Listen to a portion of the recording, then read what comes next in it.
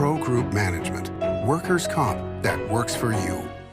You're watching 7 at 7, powered by the Las Vegas Review-Journal, the largest news team in Nevada.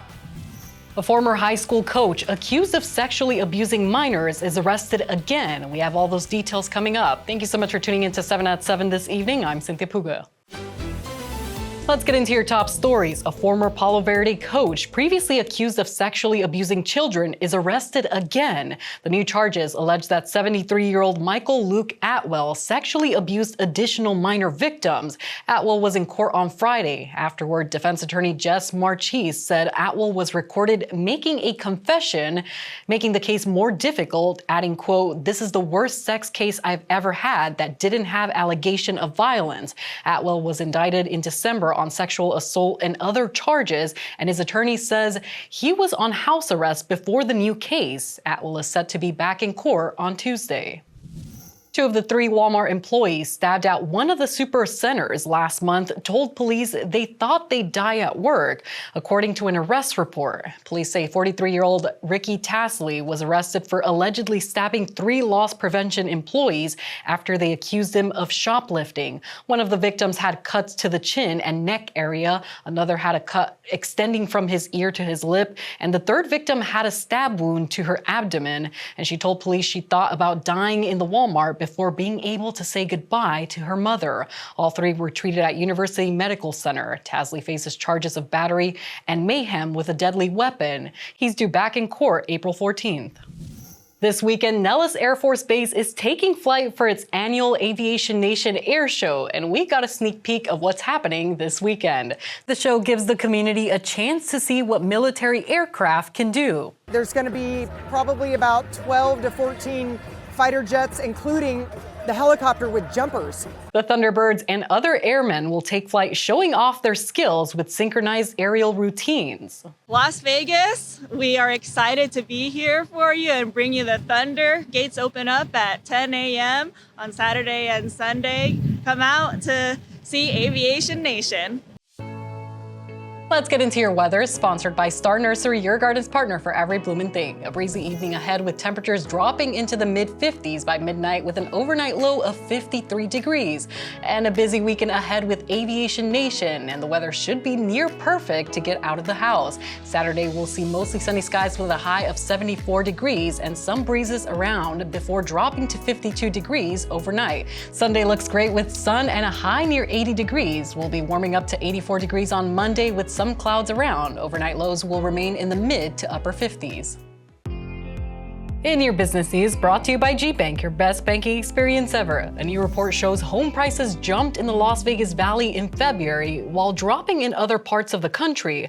According to Redfin's Home Price Index, home prices in the Valley increased 0.85%. Now that's the biggest increase month over month since at least October of last year. But nationally, this was the 10th month in a row that annual growth for residential real estate has slowed. So the question is whether or not Florida and Texas are our bellwether markets right now. If they are, we could see prices start to drop in the Las Vegas market. But as everybody knows, with the current Trump administration right now, trying to forecast what's going to happen in the next couple weeks or even couple months with residential real estate is pretty much an impossible task. Redfin economists say the recent decline in mortgage rates and slowing price growth are bringing more home hunters off the sidelines. Sports, brought to you by Station Casinos, STN Sports. Download the app today. Aces free agent signee Cheyenne Parker-Tyus is expecting. I'm Heidi Fang, and in an exclusive interview from our Aces beat writer, Callie Finn, the veteran forward revealed that she will miss at least the first 3 months of the season to give birth to her second child that's due in late June. Parker-Tyus says the Aces front office are already in the process of providing her with assistance during her pregnancy, arranging for her to be in touch with the strength and conditioning staff, connecting her with doctors, and researching pediatricians for her. Last August, De'Erica Hamby filed a lawsuit against the Aces after being traded to the Sparks in January 2023 while she was pregnant with her second child. In your health news, brought to you by Centerville Senior Primary Care. Discover primary care focused on you. An effort to legalize medical aid in dying is back in the Nevada legislature. Assembly Bill 346 would allow eligible terminally ill patients to take medication to end their lives. Patients would have to be at least 18 years old and have a terminal condition with at least 2 practitioners giving them 6 months or fewer to live. They would also have to be mentally capable of making such a decision. Patient advocacy and physician groups support this bill, but Governor Joe Lombardo vetoed a previous measure in 2023. For more on this story, you can visit lvrj.com. Sports betting brought to you by the Las Vegas Paiute Tribal Smoke and Cigar Shop. The Masters tees off next week at Augusta National, and defending champion Scottie Scheffler is the plus 450 favorite at BetMGM Sportsbook to win his 3rd green jacket.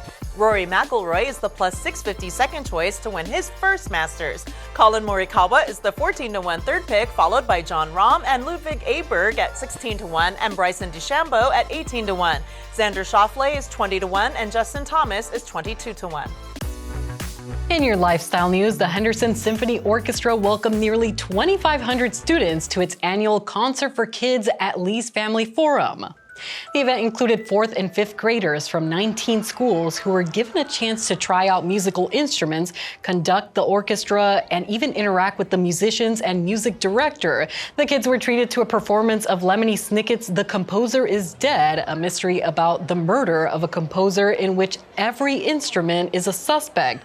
The concert ended with John Williams' Harry Potter theme. If you're a teacher and would like to take your students to next year's concert, you can apply at hendersonsymphonynv.org. Let's get into your entertainment, sponsored by Arizona Charlie's. Has live entertainment every weekend at both locations. Go to ArizonaCharlies.com to see who's playing. 2 new visual experiences are coming to the Sphere. Our LVRJ entertainment columnist John Katsilometes has the details. The Wizard of Oz at Sphere is coming officially on August 28th of this year, and it's not the only new production coming to the Bulbous Wonder. We also have From the Edge, a celebration of extreme sports set for next year. Both of these productions are in the Sphere Experience catalog. Wizard of Oz is the 1939 film. We expect it to be drawn down to about 80 minutes to allow for multiple performances. This is the same format as Darren Aronofsky's Postcards from Earth, and also the U2 concert film. On the distant horizon, we also expect the Eagles to have a concert movie coming to Sphere as they continue their residency. A lot of programming going on at Sphere this year.